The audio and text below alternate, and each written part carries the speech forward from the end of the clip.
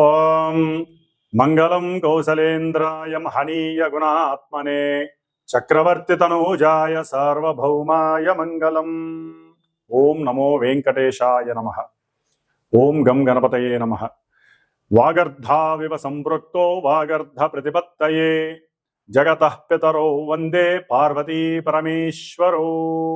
ఓం నమః శివాయ. పరమేశ్వరాభ్యాం నమః. వీక్షించేటటువంటి నవగ్రహ భక్తులందరికీ కూడా మరి ఈ మాసం అనగా జూన్ మాసం 15వ తేదీ నుండి జూలై మాసం 16వ తేదీ వరకు కూడా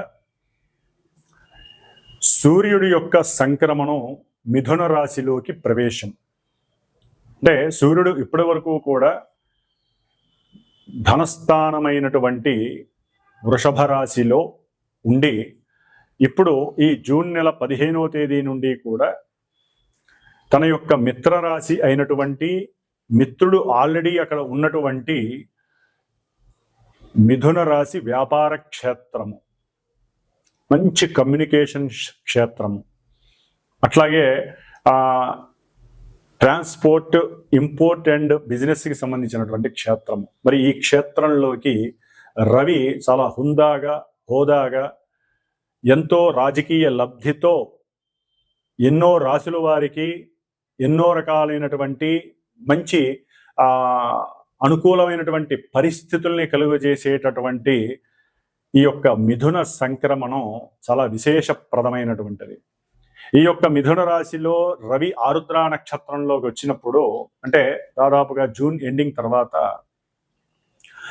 ఉరుములతో మెరుపులతో కూడినటువంటి ఎన్నో వర్షాలు చక్కగా మానవాళిని తరింపజేస్తూ ఉంటాయి. అంటే ఋతువు కొంచెం మారేటటువంటి పరిస్థితి ఏర్పడుతుంది.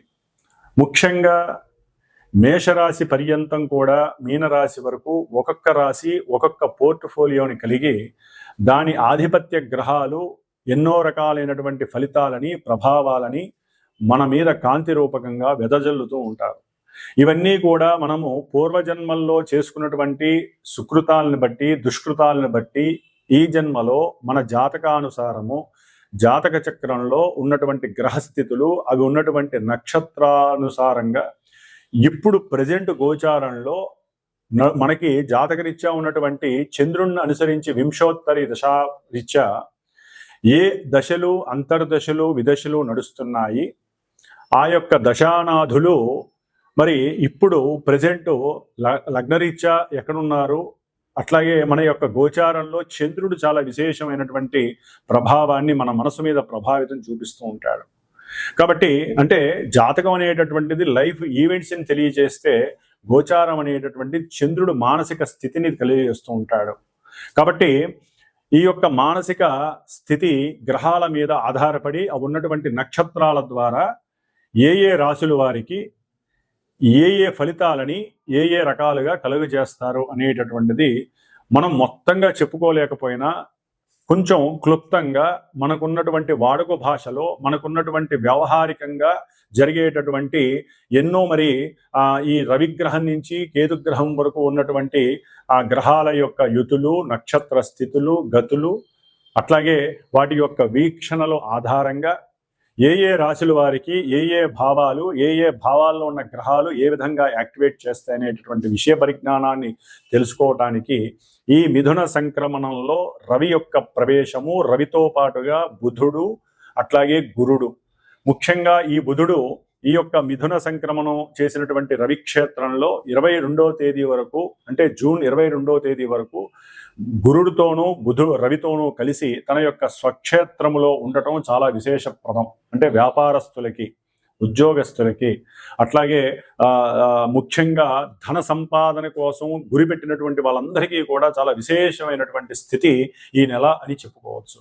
అట్లాగే కుజకేతువుల సింహరాశిలో ఉండటం, అట్లాగే శని మహానుభావుడు మీనరాశిలో ఉన్నాడు, రాహువు కుంభరాశిలో ఉన్నాడు, శుక్రుడు మేషరాశిలో ఉన్నాడు. తదుపరి ఈ నెలాఖరికి జూన్ 29వ తేదీన శుక్రుడు తన స్వక్షేత్రమైనటువంటి తన యొక్క వృషభ రాశిలోకి చక్కగా సంచారం చేయడం కొన్ని రాశుల వారికి అనుకూలమైనటువంటి పరిస్థితుల్ని కలుగజేస్తున్నాయి. కాబట్టి మేషరాశి నుంచి మీనరాశి వారి వరకు ఏ నక్షత్రాల వారికి, ఏ రాశుల వారికి ఈ గ్రహాలు ఏ విధమైనటువంటి పరిస్థితుల్ని కలుగజేస్తాయి, వారు ఏ విధంగా జాగ్రత్తగా ఉండాలి, ఏ రకమైనటువంటి గ్రహాన్ని ఆరాధించాలి, ఆ గ్రహ అధిష్టాన దేవతని ఉపాసించాలి, అంటే ప్రార్థన చేయాలి, పూజలు చేయాలనే విషయాన్ని తెలుసుకోవాలి. అట్లాగే ఈ యొక్క జ్యోతిష్యాన్ని నమ్మటం అనేటటువంటిది మాత్రమే మన సనాతన ధర్మంలో ముఖ్యమైనటువంటి విషయం. జ్యోతిష్యాన్ని నమ్మాలి, దాని తగ్గ పరిహారాలు చేసుకుంటూ ఈ రోజు ఏ విధంగా అయితే మన శరీర ధర్మానికి భుక్తి ఆహారం అనేటటువంటిది ఎంత ఉపయోగమో, ఆ భుక్తిని సూర్యుడి ద్వారా, మిగతా గ్రహాల ద్వారా మనం చక్కగా అనుభవిస్తూ ఉంటాం. కాబట్టి గ్రహస్థితిని నమ్ముకోవాలి, దానికి సంబంధించిన దైవాల్ని ప్రార్థన చేసుకోవాలి. బ్రాహ్మణుల ద్వారా, మంత్రోచ్చారణల ద్వారా, వారి యొక్క ఆశీర్వచన బలంతో మన యొక్క జీవితాలని చాలా ప్రశాంతంగా, నిండుగా, అన్ని రకాలైనటువంటి సౌఖ్యాలతో గడపడం అనేటటువంటిది భగవంతుడు మనకి ఈ జన్మలో ఇచ్చినటువంటి భగవత్ భాగ్యంగా మనం భావిస్తూ, మరి ద్వాదశ రాశుల వారికి ఈ యొక్క జూన్ 15వ తేదీ నుండి జూలై 16వ తేదీ వరకు ఏ విధమైనటువంటి ఫలితాలను మనకి కలుగజేస్తున్నారో చక్కగా తెలుసుకుందాం. వృశ్చిక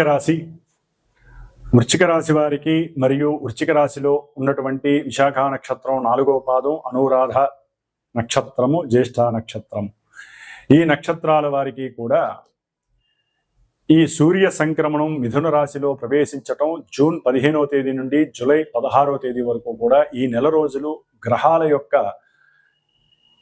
స్థితిగతుల వలన కొన్ని అవరోధాలు, ప్రతికూలతలు, కొన్ని అనుకూలతలు కలిగేటటువంటి పరిస్థితులు కూడా వృశ్చిక రాశి వారికి ఉన్నాయి. ముఖ్యంగా అనుకూలత విషయంలో చూసినట్లయితే కనుక వృశ్చిక రాశి వారికి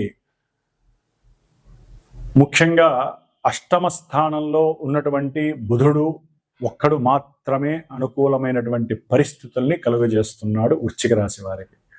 కాబట్టి వీరికి ఉన్నటువంటి బుద్ధి మరియు తెలివితేటలు, వాక్చాతుర్యము, అనుకూలమైనటువంటి పరిస్థితుల్ని బాగా కష్టపడితే కానీ క్రియేట్ చేసుకోలేరు. ఎందుకంటే వృశ్చిక రాశి వారికి అష్టమంలో ఉన్నటువంటి రవి ఆరోగ్యాన్ని దెబ్బతీస్తాడు, శారీరకంగా నలత కలుగజేస్తాడు, జీర్ణాశయ బాధలు, ఆకస్మికంగా కొన్ని ఆపరేషన్స్ అయ్యే పరిస్థితులు కూడా కలుగజేసే అవకాశం ఉంటుంది. ముఖ భాగము దెబ్బతినే అవకాశం ఉంటుంది. అట్లాగే ముఖ్యంగా పంచమ స్థానానికి అధిపతి అయినటువంటి, అంటే ద్వితీయ పంచమాధిపతి అయినటువంటి గురుడు రవితో కలిసి, ఉద్యోగ స్థానాధిపతి అయినటువంటి రవితో కలిసి అష్టమంలో ఉండటం ద్వారా సంతానానికి సంబంధించినటువంటి ఉద్యోగము కోల్పోవటం, దాని ద్వారా ధనం కోల్పోవటం ద్వారా వీరికి ఉన్నటువంటి అప్పుల బెడద ఎక్కువ అవుతుంది. బంధుమిత్రాదులు అవహేళన చేస్తారు, అవమానిస్తారు, అనుమానిస్తారు. ఇట్లా చివరికి తండ్రి యొక్క సహాయ ప్రోత్సాహం కూడా వీరికి లభించదు. తండ్రి యొక్క ఆరోగ్యము కూడా వీరికి ప్రతిబంధకంగా మారుతుంది. చేసే ఉద్యోగంలో నాగాలు ఎక్కువ పెట్టడం, అంటే సెలవులు ఎక్కువ పెట్టడం ద్వారా, అంటే తండ్రి యొక్క శారీరక పోషణార్థమై సెలవులు పెట్టడం, అటు ఇటు తిరగడం ద్వారా ధన నష్టము జరుగుతుంది. సంతానపరంగా క్లేశము ఎదురవుతుంది. సంతానపరమైనటువంటి ధన నష్టము కలుగుతుంది. విదేశాలలో ఉన్నటువంటి సంతానాన్ని పరమైనంగా మీరు విపరీత ఆలోచనలు చేసి లేనిపోని దీర్ఘకాలిక వ్యాధుల్ని కూడా తెచ్చుకునే పరిస్థితులు కలుగుతుంది. కాబట్టి వృశ్చిక రాశి వారు జాగ్రత్తగా ఉండండి. తొందరపడి ఆవేశపడద్దు, ఎక్కువగా అతిగా ఆలోచించకండి, అతిగా తినకండి. ఓహో చక్కగా ఉంది కదా అని చెప్పి తినేశారంటే మటుకు ఆ అనారోగ్యానికి దారితీస్తుంది. కొంచెం మితంగా తినటం మంచిది. గురుడు అష్టమంలో ఉండటం మంచిది కాదు. అట్లాగే బుధుడు ఈ నెల 23వ తేదీన భాగ్యస్థానంలోకి రావడం ద్వారా పిత్రార్జితమైనటువంటి ఏదైనా స్థలాలు, భూములు, గృహము ఉంటే మీకు సౌఖ్యాన్ని కలుగు చేస్తాయి. బుధుడు కాస్త అనుకూలమని చెప్పుకోవాలి. రవి మాత్రము ఉద్యోగ అవకాశాలు, అంటే కాస్త జంపింగ్లు చేసే అవకాశం ఉంటుంది. ఉద్యోగంలో మిమ్మల్ని ప్రమోట్ చేస్తారని మీరు ఊహిస్తే అది కాస్త వేరే చోటికి మార్చటము, లేకపోతే ఒకప్పుడు లేని విధంగా తిరగటం, ఉద్యోగంలో తిరగడం ద్వారా కొంత శారీరకంగా అలసిపోవడం, ఇలాంటివన్నీ రవి వలన కలిగే అవకాశము. కాబట్టి ముఖ్యంగా దశమంలో ఉన్నటువంటి కుజకేతువులు కూడా మిమ్మల్ని వృత్తిరీత్యా, ఉద్యోగరీత్యా ఇబ్బందులు పెట్టడానికి తిష్ట వేసుకుని కూర్చున్నారనే చెప్పుకోవాలి. కాబట్టి ఉద్యోగ అవకాశాలలో కొంత ఎదురు దెబ్బలు కలగడానికి అవకాశం ఉంటుంది. ఒకవేళ ఉద్యోగం ఉన్నప్పటికీ కూడా అంతర్గతంగా ఆ ఉద్యోగంలో మీకు శత్రువులు ఎక్కువైపోయి గవర్నమెంట్ రిజెక్షన్స్ కూడా జరిగే అవకాశం ఉంటుంది. ఆరోగ్యము దెబ్బతినే అవకాశం ఉంటుంది. తస్మాత్ జాగ్రత్తగా ఉండాల్సినటువంటి పరిస్థితి. అట్లాగే కుజుని యొక్క దృష్టి శని మీద పడడం ద్వారా ప్రేమికులు ఎవరైతే ఉన్నారో వారు కొంచెం ఆలోచించి మాట్లాడుకోండి, ఆలోచించి నిర్ణయాలు తీసుకోండి. కుటుంబంతో మాట్లాడేటప్పుడు 1-10 సార్లు ఆలోచించండి. ఇది సరైనటువంటి సమయము కాదు అని గ్రహించండి. మీరు అనుకుంటారు కానీ అవి నెరవేరవు. లేనిపోని సమస్య కుటుంబంలో, లేకపోతే తెలిసిన బంధుమిత్రాదులు ఇంత దాన్ని అంత చేస్తారు, అవసరమైనటువంటి హేళన చేస్తారు, మీ యొక్క మానసిక స్థితిని కృంగదీసే అవకాశాలు ఎక్కువగా ఉంటాయి. మీకున్నటువంటి తెలివితేటలు కూడా మరుగున పడే అవకాశాలు ఉంటాయి. ఒక్కోసారి తెలియకుండా వ్యాపారంలో మీకున్న పరాలోచనల వలన సరైనటువంటి ఆలోచనలు సరైన సమయానికి ప్రణాళికారూపకంగా దాల్చలేకపోవడం ద్వారా, అంటే చూపించలేకపోవడం ద్వారా వ్యాపారంలో ఉన్నటువంటి ధన నష్టాలు కలగడానికి అవకాశం ఉంటుంది. కాబట్టి చతుర్థంలో రాహు ఉండటం ద్వారా వృశ్చిక రాశి వారికి, విద్యార్థులకి కొంత చదువు పరంగా కొంత విఘ్నాలు కలుగుతాయి. తల్లి యొక్క ఆరోగ్యరీత్యా కూడా కొంత విఘ్నాలు మీ యొక్క చదువులో ప్రతిబంధకాలను కలుగు చేస్తాయి. చదువుకోవాలి అనుకున్నటువంటి ఇష్టమైనటువంటి చదువు కూడా మీరు పొందలేనటువంటి పరిస్థితులు కలుగు చేస్తాయి. చేసేటటువంటి ప్రయాణాల్లో విఘ్నాలు, ఆటంకాలు, ప్రతిబంధకాలు కలుగుతాయి. కాబట్టి రాహు యొక్క దోష పరిహారార్థమే దుర్గాదేవిని, అట్లాగే పంచమంలో ఉన్నటువంటి శని దోష పరిహారార్థమే సాధ్యమైనంత వరకు హనుమంతుడి వారిని ఏదో ఒక నామస్మరణ చేయండి. అట్లాగే అష్టమంలో ఉన్నటువంటి రవికి సూర్య నమస్కారాలు చేయించండి. ఆరోగ్యం బాలేనటువంటి వారు తప్పకుండా సూర్య నమస్కారాలు బ్రాహ్మణుల చేత చేయించి చక్కగా వారికి ఆ తీర్థాన్ని ప్రసాదింపజేయండి. లేదా ఆదిత్య హృదయం డైలీ వినండి. సూర్యుడు ఎదుర్కొండా నిల్చొని ఆరోగ్యం కావాలని కోరుకోండి.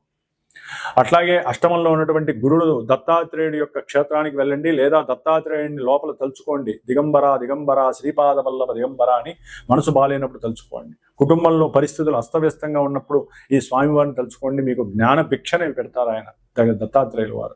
కాబట్టి ఉద్యోగంలో ఏదైనా ఇబ్బందులు కలుగుతున్నప్పుడు తెలివిగా స్ఫురణ శక్తితో యూజ్ చేసుకోండి. తండ్రి యొక్క సహాయ సహకారాలు కోరండి. వారి యొక్క సహాయ సహకారాలు మీకు నచ్చకపోయినా వారితో అనుకూలంగా ఉండండి. పాద నమస్కారం చేసుకోండి. తల్లికి నమస్కారం చేసుకోవడం ద్వారా కూడా మీకు కొన్ని అనుకూలమైనటువంటి పరిస్థితులు చక్కగా మీకు కలుగుతాయని చెప్పి చెప్పవచ్చు. ఓం శ్రీమాత్రే నమో నమః.